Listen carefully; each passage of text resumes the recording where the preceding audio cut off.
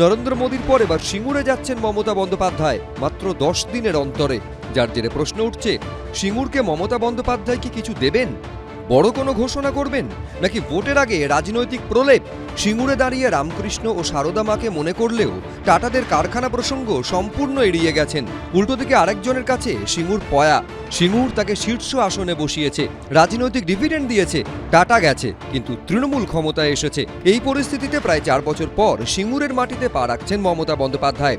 সূত্রের খবর, 28শে জানুয়ারি সরকারি মঞ্চে বেশ কিছু শিলান্যাস কর্মসূচির পর রাজনৈতিক সভাও করবেন তিনি, একেবারে নরেন্দ্র মোদীর ঢঙেই।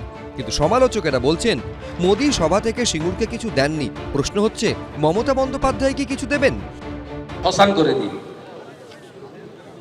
উনি একবার গিয়ে সরষে ছড়িয়েছেন, একবার গিয়ে জেসিবি দিয়ে গর্ত খুলেছিলেন মাছ চাষ করবেন বলে।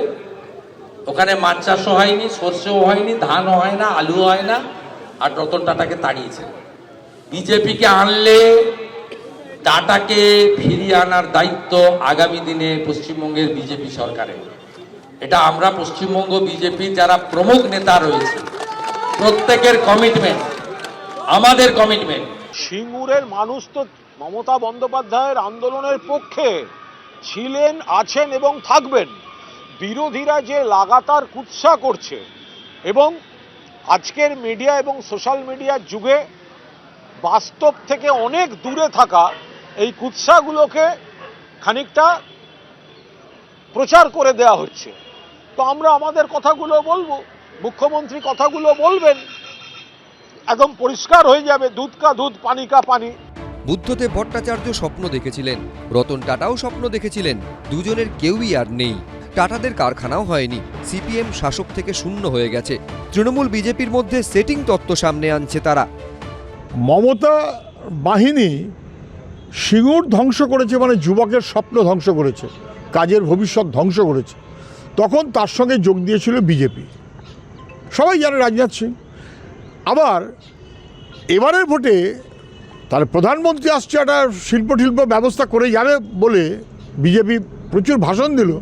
পরে দেখা গেল প্রধানমন্ত্রী আসলেন বটে, কিন্তু একবারও শিল্প সংক্রান্ত কোনো কথা বলতে সাহস পেলেন না, কারণ উনি জানেন যে সিঙ্গুর ধ্বংসের নায়িকার নাম যদি মমতা ব্যানার্জি হয়, তার সবচাইতে সঙ্গতকারীর নাম রাজনাথ সিং, তৃণমূল আর বিজেপি একসাথে। নরেন্দ্র মোদীর পর এবার সিঙ্গুরে মমতা বন্দ্যোপাধ্যায় সভা ঘিরে রাজনৈতিক পারদ চরমে। আশাবুল হোসেন, বিটন চক্রবর্তী, এবিপি আনন্দ।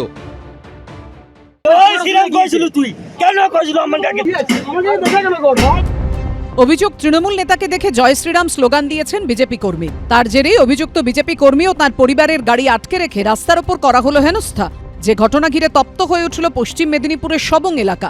অভিযোগকারী বিজেপি কর্মী অরবিন্দ মিশ্রর দাবি, মিথ্যে অভিযোগ তুলে তাঁদের গাড়ি আটকে হেনস্থা করেছেন স্থানীয় পঞ্চায়েত সদস্য পুষ্পেন্দু বেরা সহ কয়েকজন তৃণমূল নেতা। এমনকি ঘটনার ভিডিও করতে গেলে তার মোবাইল কেড়ে নেওয়ার চেষ্টা করা হয় বলে অভিযোগ করেছেন তিনি। পাল্টা তৃণমূলের অভিযোগ, প্ররোচনা দিতেই তাঁদের দেখে জয় শ্রীরাম স্লোগান দিয়েছেন ওই বিজেপি কর্মী।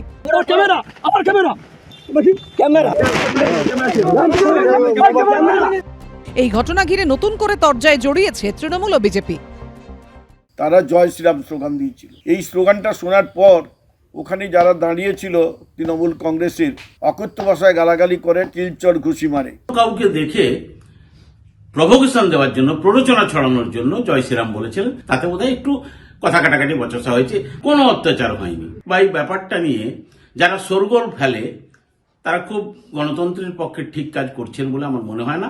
পুলিশ সূত্রে খবর, কি ঘটেছে খতিয়ে দেখছে সবং থানা। অমিত জানার রিপোর্ট, এবিপি আনন্দ, পশ্চিম মেদিনীপুর। এবিপি আনন্দ, এগিয়ে থাকে, এগিয়ে রাখে।